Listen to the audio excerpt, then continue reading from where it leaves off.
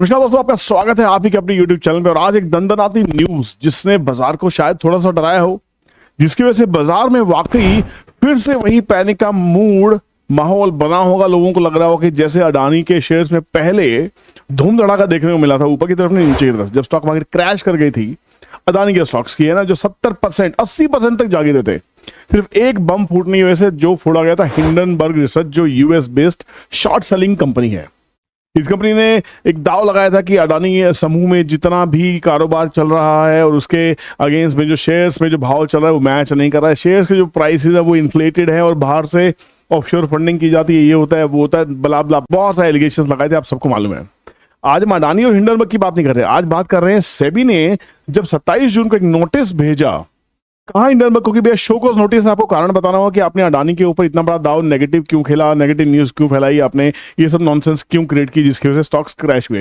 हालांकि अडानी है, उस पर देश का भरोसा है और जो व्यापार वो यहाँ कर रहे हैं वो देश के दिग्गज व्यापारियों में से एक आते हैं, तो उन पर हमें ही भरोसा, देश को ही भरोसा, सेबी को भी भरोसा था, जिसकी वजह से इन्वेस्टर्स का भरोसा वापस से लौटा और वापस से भाव सारे के सारे भाव वापस आ गए। ऑलमोस्ट सभी के सब भाव वापस आ गए, कुछ तो पुराने भाव से भी ऊंचे चले गए। अदानी ग्रुप की जो सबसे बढ़िया कंपनी लगती है, जो मुझे अदानी पावर लगती है, अदानी ग्रीन्स लगती है ना, तो जो जिसके ऊपर मैं वीडियोस आपको बनाता रहा हूं, अदानी पावर कहां से कहां चलेगी आपको मैंने कहा था। आज की वीडियो में बात करने वाले कोटक बैंक की, इसको पूरा डिटेल एनालिसिस करेंगे हमारे फायर्स के टर्मिनल के ऊपर में। तो फायर्स पे टर्मिनल के दो फायदे हैं, एक तो आप एनालिसिस अच्छा कर लेते हैं सिंपल तरीके से, जो भी आप सीखने वाले हैं। साथ में 7 जुलाई से आपकी जो क्लासेस हैं वो स्टार्ट होने वाली है, 1 महीने का फ्री सेशन स्टार्ट होने वाला है। तो अगर अभी तक आपने फायर्स में अकाउंट नहीं खोला, खोल लीजिए, डिस्क्रिप्शन में एक गूगल फॉर्म दिया गया, उसको भर दीजिएगा। अकाउंट खोलने के बाद ईमेल आईडी सही डालिएगा, क्योंकि ईमेल के ऊपर हम आपको मैसेज करने वाले हैं। कल से वो मैसेज शूट होने स्टार्ट हो जाएंगे, तो अपनी ईमेल पे ध्यान रखिएगा। हम आपको व्हाट्सएप मैसेज या एसएमएस नहीं करने वाले हैं, आपको सिर्फ आपकी ईमेल पे पूरा इंफॉर्मेशन आएगा कि कैसे हम जुड़ने वाले हैं उस लाइव क्लास के लिए। तो चलिए चलते हैं, पहले हम न्यूज़ को देख लेते हैं, उसके बाद टर्मिनल पे चलेंगे। न्यूज़ क्या कहते हैं? न्यूज़ कहती है कि अडानी हिंडनबर्ग मामले में सामने आया कोटक बैंक का नाम। बैंक के शेयर में आई भारी गिरावट। हमें यह समझना है कि क्या ये फिर से अपॉर्चुनिटी है कोटक बैंक के शेयर में घुसने की।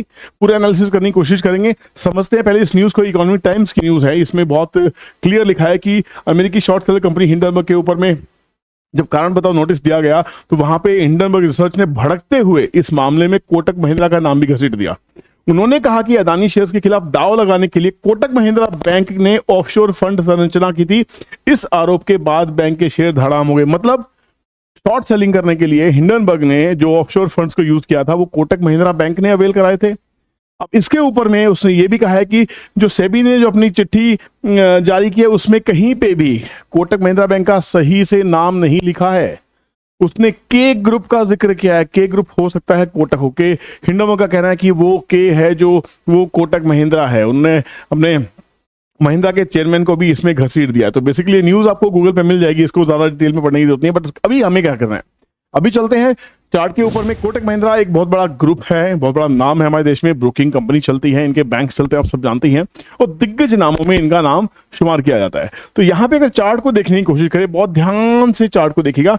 देखिए इस यहाँ पे हम बहुत सारी एनालिसिस करते हैं। जो चैनल पे नए हैं पहले चैनल को सब्सक्राइब कर ले, बेल नोटिफिकेशन को ऑन करें, क्योंकि आपको कंटेंट सही समय पे आना बहुत ज्यादा जरूरी है। सबसे पहले कंटेंट आपके पास पहुंचेगा, क्योंकि यहाँ पे जो भी हम वीडियोस बनाते हैं आपको टाइम पे मिलनी जरूरी है। कि बजट से पहले कौन से 5 स्मॉल कैप शेयर खरीदने, मॉर्गन स्टैनली ने कौन से शेयर में बाइंग की थी, स्मॉल कैप, मिड कैप, है ना, निफ्टी ऑल टाइम हाई पे है, तो क्या स्मॉल कैप शेयर चलने वाले हैं, ये सब के ऊपर में आपके बहुत सारे सवाल हैं, यहाँ पे आपको आंसर किए जाते हैं। तो चैनल पे हैं तो चैनल पे एक फीडबैक जरूर देके जाएं, कमेंट सेक्शन में कमेंट जरूर करें और वीडियो को लाइक कर दें।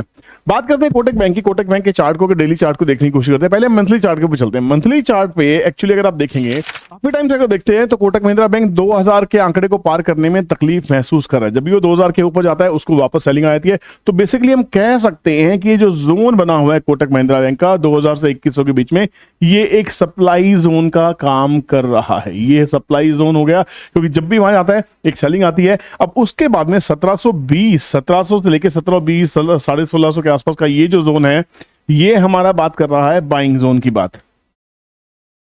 क्यों है? क्योंकि जब भी यहां से टकराता है, यहां आता है, यहां से टकराता है, फिर ऊपर जाने की कोशिश करता है, फिर नीचे आता है, फिर ऊपर जाता है, तो एक रेंज में वो ट्रेड करता दिखाई दे रहा है। वॉल्यूम की अगर बात करें तो वॉल्यूम में बहुत ज्यादा कुछ आपको सेलिंग नहीं दिखाई दे रही। जो भी सेलिंग होती है एब्जॉर्ब हो जाती है, बायर्स फिर से बाजार में आने लगते हैं।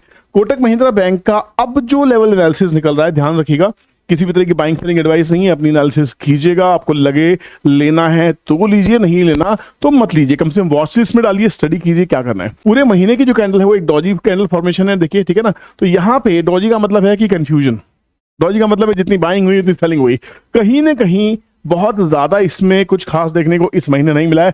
बशर्ते एक चीज देख सकते हैं कि अभी भी Kotak Mahindra bank down trend में ही है। डाउन ट्रेंड में आने के बाद में 1720 के आसपास का सपोर्ट दे रहा है, आज भी 1740 से वापस एक रिकवरी देते हुए 1770 1769 के आसपास की क्लोजिंग में।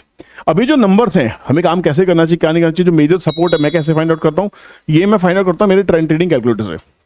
जो मेरा ट्रेंड ट्रेडिंग कैलकुलेटर है उसमें मैंने कोटक महिंद्रा बैंक डाल के रखा है आपके लिए। इंट्राडे के टारगेट्स मैं यहां से देखता हूं। स्पेशली अगर मैं पोजीशंस की बात करूं तो आप देख सकते हैं जो मेजर सपोर्ट है, बहुत ध्यान से देखना, 1722 का सपोर्ट है, 1720 चार्ट पे दिख रहा था, आज ही क्लोजिंग 1769 की है, ये देखिए ये टारगेट आपको दिखाई दे रहा है।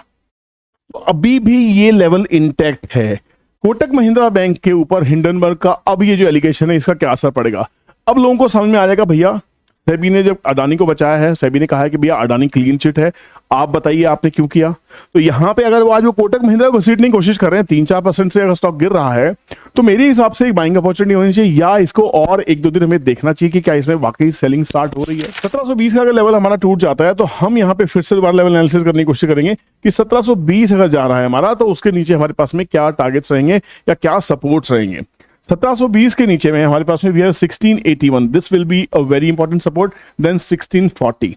अब ये वही जोन है जहां से उसने पहले भी बाइंग दिखाई, आप ध्यान से देखिए, चार्ट के ऊपर चलते हैं, चार्ट क्या कहता है, यही वो जोन है एग्जैक्टली। आप देख सकते हैं कि बाजार ने कहां का, ये देखिए ये वही जोन एग्जैक्टली आप देख सकते हैं, बार बार जहां मल्टीपल टाइम्स हिट हुआ है ना, मल्टीपल टाइम्स हिट हुआ है, आप वो देख सकते हैं। ये 1640 के आसपास का ही लेवल है, 1640 1660 के आसपास का मेजर सपोर्ट कहां है, ये 1550 का मेजर सपोर्ट है पूरे टाइम पे, ये यहां तक पूरा 1550 के आसपास का 1550-1600 की रेंज में रहने वाला एक सपोर्ट है, और वो सपोर्ट हमको बहुत ही अच्छे से यहां पे दिखाई देता है। तो बेसिकली अब जो स्टॉक घूमेगा, अगर मान लीजिए इस न्यूज का नेगेटिव असर आता है, सेलर्स इसमें आते हैं, तब भी आपको इसमें नजर ये बना के रखनी है कि किसी भी सूरत हालत में फाइनली 1560 के नीचे इसकी क्लोजिंग नहीं आनी चाहिए, वीकली बेसिस पे, मंथली बेसिस पे। जब तक अभी फिलहाल तो 1680 ये अब इसका ब्रेकआउट लेवल रहेगा, जब 1680 के ऊपर चलेगा तो वापस 1800 2000 की तरफ बाजार चल पड़ेगा, इसमें कोई शक नहीं है। बट यहां पे इंपॉर्टेंट है, ये लेवल ब्रेक हो चुका है, 2 लेवल की तैयारी है, 1600 तक आ सकता है, 1620 टूट सकता है, कल के दिन दोबारा से इसमें सेलिंग देखने को मिल सकती है। अब कोटक बैंक की तरफ से क्या न्यूज आती है, क्या स्टेटमेंट आती है, उसके ऊपर नजर रखना बहुत ज्यादा जरूरी है।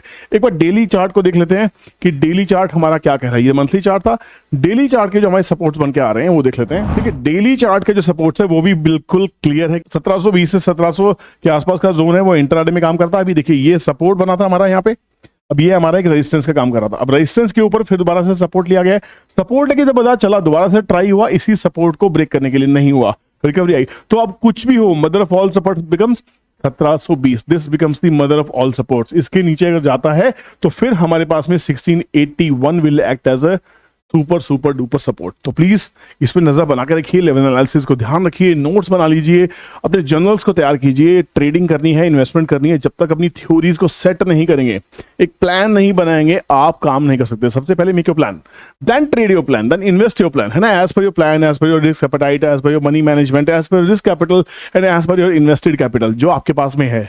अगर जब तक समझ में ना आए, खुद चार्ट आपसे बातें करे, आपको कहे लेना है तो लो, चार्ट कहे नहीं समझ में आ रहा, जब चार्ट आपको समझ में नहीं आ रहा, इसका एक कंफ्यूजन की स्थिति बनी हुई है, उस समय आपको जबरदस्ती इन्वेस्ट करना नहीं चाहिए। अपने फोमो को कंट्रोल में रखना चाहिए कि पैसा है कहीं लगा दो, कहीं कोई जरूरी नहीं है।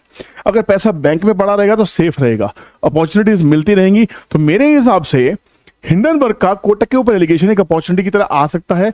बैंकिंग इंडिया में बहुत स्ट्रांग होने वाली है, हम मेक इन इंडिया की तरफ बढ़ रहे हैं, 2030 की तरफ हम बढ़ते जा रहे हैं बहुत एग्रेसिवली। यहाँ पे बैंक्स का रोल आने वाले 4 महीने में आपको बहुत जबरदस्त मिलने वाला है। मेरे हिसाब से पीएसयू बैंक हो, प्राइवेट बैंक हो, अगले 4 से 5 महीने बहुत अच्छा परफॉर्म करने वाले हैं। तो आपका फेवरेट प्राइवेट बैंक या पीएसयू बैंक कौन सा है, अभी कमेंट सेक्शन में कमेंट कर दीजिए।